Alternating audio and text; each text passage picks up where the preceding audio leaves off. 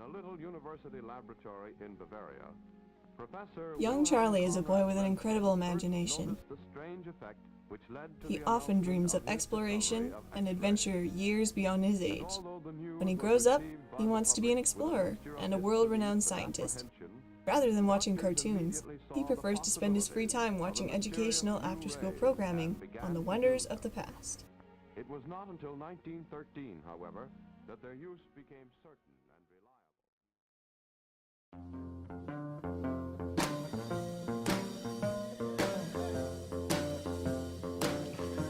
It's the year 2012, present time, a revolutionary time.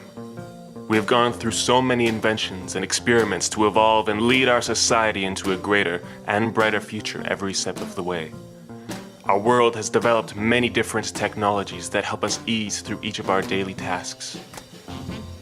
We are now able to listen to our music whenever and wherever we want, learn different things without having someone else to be physically there to teach us, and to travel long distances with minimal labor. Imagine life without connection, without the very basic instruments that everyone uses to this day.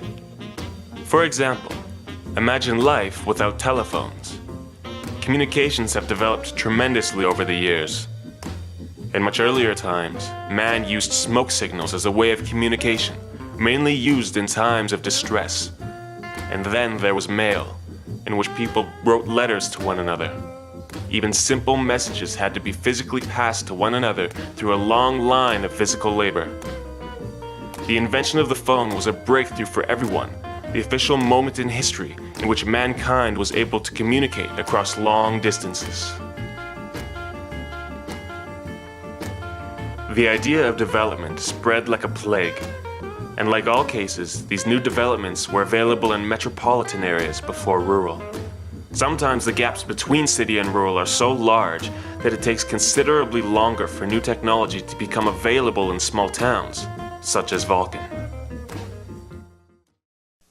After these messages, we'll be right back.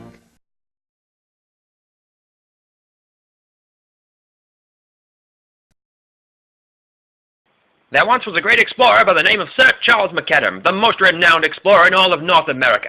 He rode upon a stallion of white, fearlessly venturing and uncovering mysteries long lost to the rest of the world. Along his adventure, he found himself as the president of the Teddy Bear Society, ex-president of the Canadian Lambs, and a knight of the Grip. Thus his title of Sir Charles MacAdam.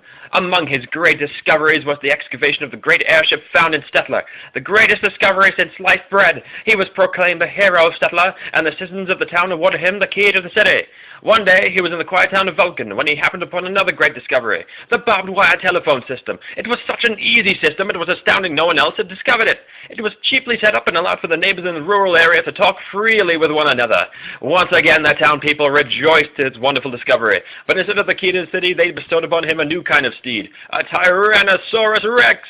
And thus from that day, Sir Charles MacAdam was the only explorer in the world with a T-Rex steed, traversing the world fearlessly. Who knows what other discoveries the great Sir Charles MacAdam.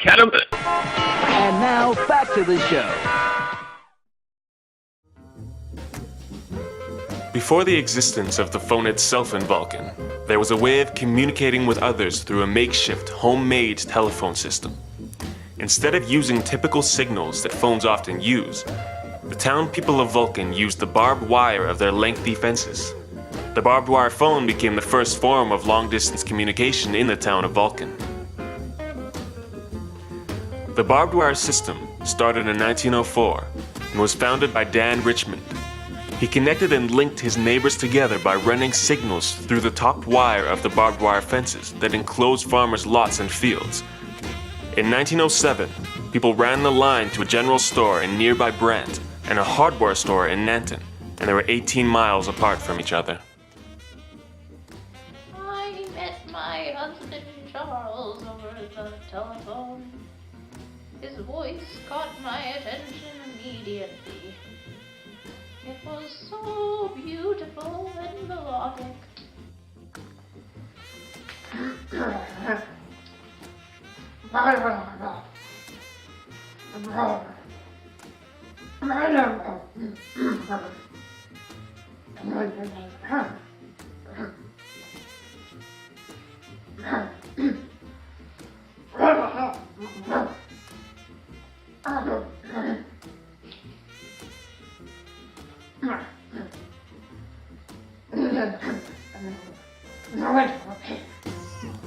In Vulcan, the first telephone office was put in 1911, placed in Elves Brothers' store.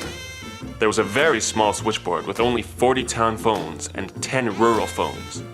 This office was combined with a post office. Nowadays, that same building houses Lacombe Barber Shop on Main Street.